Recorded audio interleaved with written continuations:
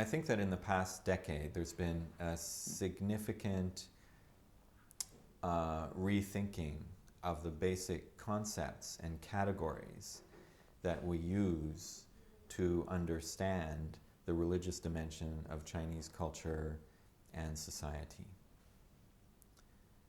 We've started to realize increasingly how there's a whole historical and conceptual baggage associated with the concept of religion, which is really associated with Western history of the relationships between the religious and the secular, tied into the history of the Christian churches and the Enlightenment and the state in the West, which has led to religion as a concept being understood in a particular way, which is really what religion was like in late 19th century Europe and America, as a certain package of congregations, clergy, approaches to text, and encapsulation from the rest of society.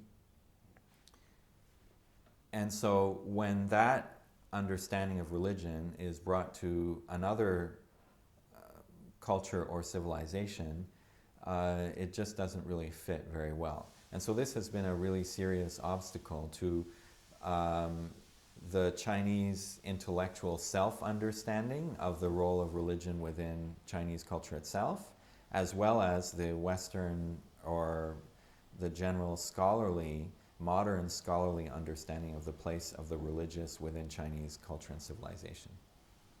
So now there's this process of really re-questioning.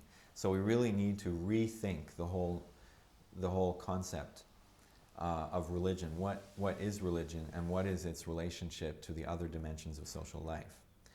So I think now this has really, I mean, there were always voices in the wilderness who were kind of making these points, but now I think this has really come more and more into the mainstream of scholarly understanding among the scholars of religion in the West, and increasingly even in China too.